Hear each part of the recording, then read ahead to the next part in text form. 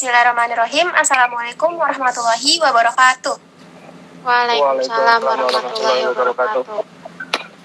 Alhamdulillahirrahmanirrahim. Wassalatu wassalamu ala asrofil anbiya wal mursalin wa ala alihi wa sahbihi ajma'in amma ba'du. Pertama-tama, marilah kita panjatkan puja dan puji syukur kita ke hadirat Allah Subhanahu wa taala. Dan juga tidak lupa selawat serta salam kita haturkan kepada Nabi besar kita, Nabi Muhammad sallallahu alaihi wasallam. Baik, perkenalkan nama saya Zahra Safira dari kelas 12 IPA 1. Di sini saya selaku host pada presentasi biologi hari ini. Dan juga ada rekan-rekan saya yang lain, yaitu Kukuh Dwi Waskito selaku moderator, dan teman-teman saya ada Viva Sofiani, Canesia Putri, dan Tarifah Marini selaku presenter pada presentasi biologi. Oke, selanjutnya saya serahkan kepada Kukuh Dwi selaku moderator. Kepada Kukuh, dipersilahkan. Ya, baik. Terima kasih. Assalamualaikum warahmatullahi wabarakatuh. Perkenalkan, nama saya Kukuh Dwi selaku moderator di kelompok 3. Di sini saya ingin memperkenalkan dahulu host tadi, yaitu Zahra Safira. Nah, di kelompok 3 ini kita akan membahas materi tentang anabolisme dan karbohidrat. Ya, untuk mempersingkat waktu, kita langsung masuk aja ke materinya. Silakan, pemateri pertama.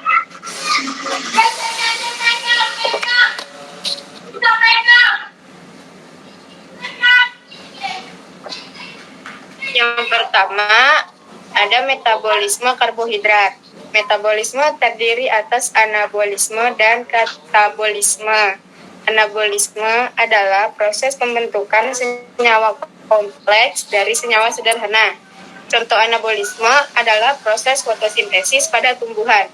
Sedangkan katabolisme adalah proses penguraian senyawa kompleks menjadi senyawa sederhana. Contoh dari katabolisme adalah respirasi sel. Lalu di sini ada dua, anabolisme karbohidrat dan katabolisme karbohidrat. Selanjutnya akan dilanjutkan oleh Zahra. Yang pertama ada anabolisme karbohidrat. Anabolisme karbohidrat adalah proses penyusunan senyawa karbohidrat kompleks dari senyawa sederhana. Proses ini memerlukan energi. Berdasarkan energi digunakan, berikut ini akan dijelaskan lebih lanjut tentang fotosintesis dan kemosintesis. Selanjutnya, Tarifah.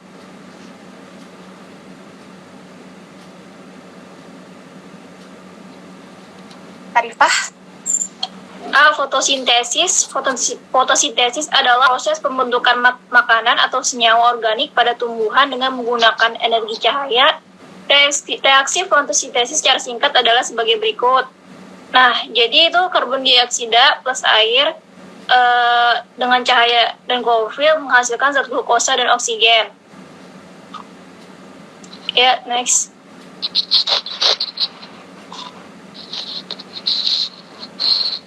Proses fotosintesis berlangsung pada pigmen fotosintetik atau klorofil dalam kloroplas yang terdiri dari grana sebagai tempat reaksi terang dan stroma sebagai tempat reaksi gelap. Dalam fotosintesis dihasilkan glukosa yang disimpan dalam bentuk amilum, karbohidrat, dan dilepaskan oksigen. Untuk bisa melakukan fotosintesis diperlukan karbon dioksida. Diambil dari udara melalui stomata dan air diambil dari tanah oleh akar, kemudian lewat silem yang didistribusikan ke daun. Selain glukosa, proses fotosintesis juga menghasilkan oksigen yang kita perlukan tiap hari untuk bernapas. Cahaya menjadi faktor penting dalam prosesnya berlangsung fotosintesis. Sementara fotosintesis merupakan proses yang menjadi kunci dapat berlangsungnya proses metabolisme yang lain di dalam tanaman. Hasil fotosintesis berupa amilum di daun yang kemudian ditransportasikan ke tempat cadangan makanan itu tentu untuk menyediakan makanan bagi seluruh kehidupan di bumi, baik secara langsung atau tidak langsung. Ternyata fotosintesis tidak hanya terjadi dalam satu kali proses. Fotosintesis memiliki dua langkah untuk menghasilkan produk fotosintesis. Yang pertama adalah reaksi terang dan reaksi gelap. Nah, reaksi terang adalah sebentar. Mundur dulu itu tanaman C3 belum. Nah,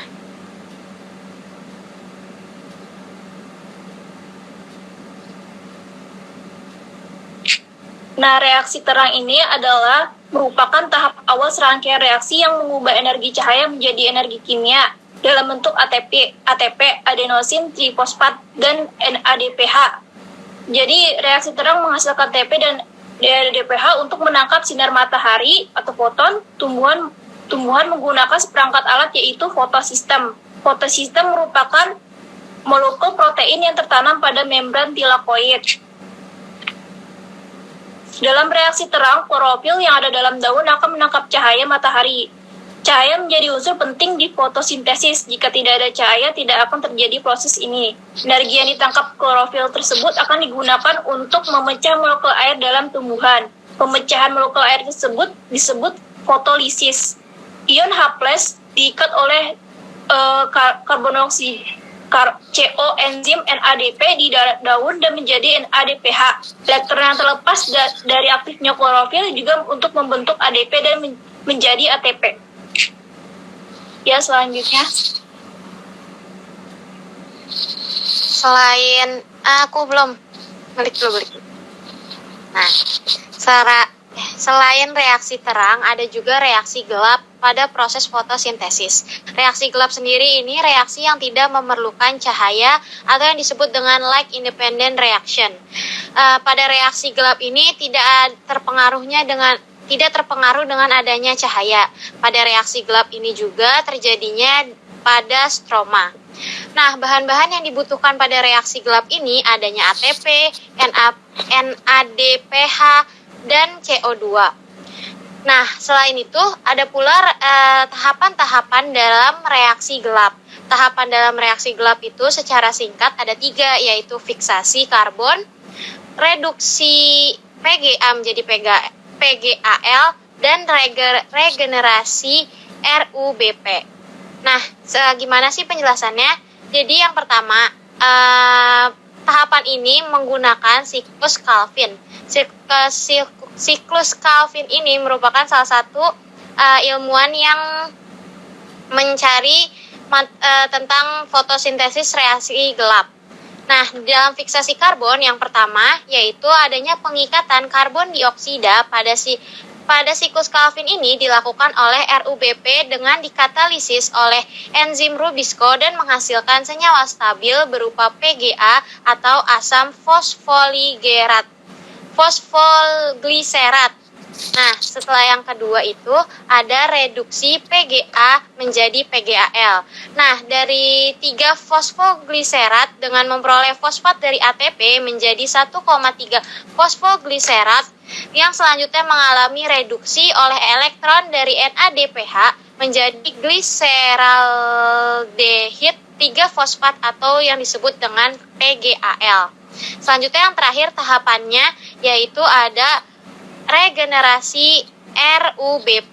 Nah, regenerasi RUBP ini terjadinya pembentukan kembali RUBP dengan menggunakan PGAL yang telah dilakukan oleh reduksi. Nah, di hasil dari reduksi ini kan PGAL salah satu PGAL-nya akan dilepas untuk dijadikan karbohidrat atau glukosa lainnya. Nah, yang sisanya itu dijadikan untuk regenerasi RUBP atau pembentukan kembali RUBP. Nah, jadi siklus Calvin ini yang merupakan tahapan-tahapan dalam reaksi gelap. Jadi setelah terjadinya siklus itu, maka reaksi gelap akan dilepaskan PGAL untuk membentuk karbohidrat dan glukosa lainnya. Setelah itu, adanya perbedaan reaksi gelap dengan reaksi terang. Perbedaannya itu, kalau reaksi terang membutuhkan cahaya, kalau reaksi gelap itu tidak membutuhkan cahaya. Kalau di tempatnya, kalau reaksi terang di tilakoid, sedangkan reaksi gelap itu di stroma. Dan tahapan atau reaksinya, kalau reaksi terang yaitu jalur non-siklik dan jalur siklik, sedangkan pada reaksi gelap itu difiksasi karbon, reduksi PGA menjadi PGAL, dan regenerasi RUBP. Next. Selanjutnya ada pula menurut tipe atau proses fotosintesisnya, tumbuhan dapat dibagi menjadi 3 kelompok, yaitu C3, C4, dan CAM atau pengerasean asid metabolisme. Fotosintesis adalah sebuah cara atau proses yang dilakukan oleh tumbuhan untuk menghasilkan energi serta bahan makanan. Next. Ya, berarti sekarang kemosintesis yang B. Kemosintesis adalah penyusunan senyawa kompleks dengan menggunakan energi yang berasal dari proses kimia. Beberapa bakteri dapat melakukan ini. Biasanya dapat melakukan proses ini. Biasanya bakteri tersebut bersifat kemoautotrof atau dapat memanfaatkan energi dari reaksi kimia untuk membuat makanan sendiri dari bahan organik. Nah, di dalam itu ada bakteri Nitrosomonas dan Nitrosococcus untuk memperoleh energi dengan cara mengoksidasi NH3 atau amonia menjadi HNO2 atau asam nitrat. Selanjutnya, nitrit dioksida menjadi HNO3 atau asam nitrat oleh nitrobakter. Nah, di sini ada NH3 ditambah O2, nanti hasilnya jadi HNO2 ditambah 2H2O ditambah energi. Nah, nanti ada HNO2 tambah O2 yang menghasilkan HNO2 plus energi. Pengubahan NH3 menjadi HNO2 disebut nitritasi. Secara keseluruhan, pengubahan NH3 menjadi HNO3 disebut nitrifikasi. Nah, yang terakhir itu ada bakteri belerang, seperti Thiotrix beggiatoa dan Thiobacillus, memiliki kemampuan kemosintesis menyusun molekul asam sulfat atau H2SO4 dan hidrogen sulfida atau H2S. Bakteri besi pun, yaitu Cladotrix, memiliki kemampuan menyusun senyawa kompleks menggunakan energi yang berasal dari proses-proses kimia. Nah, itu ada H2S ditambah O2 yang menghasilkan H2O plus 2S plus energi. Nah, nanti di bawahnya itu ada H2O ditambah 2S ditambah O2 yang menghasilkan H2SO4 plus energi. Yang terakhir ada katabolisme karbohidrat. Katabolisme karbohidrat adalah proses pembongkaran karbohidrat. Katabolisme karbohidrat sendiri dapat terjadi melalui respirasi selular. Respirasi selular adalah serangkaian reaksi yang menghasilkan ATP dan menggunakan oksigen sebagai akhir akseptor elektronnya. Berdasarkan keterlibatan oksigen dalam prosesnya, respirasi selular dapat dibedakan menjadi respirasi aerob dan respirasi anaerob. Yang A itu ada respirasi aerob, yaitu proses respirasi yang menggunakan oksigen dan melepaskan karbon dioksida, disebut dengan respirasi aerob. Dalam katabolisme karbohidrat digunakan glukosa sebagai sumber energi. Beberapa molekul organik lain seperti protein, lemak dapat digunakan sebagai sumber energi pada proses kimia yang sama seperti pada karbohidrat. Ya. Kurang lebihnya mohon maaf. Wassalamualaikum warahmatullahi wabarakatuh. Waalaikumsalam warahmatullahi wabarakatuh. Makasih guys.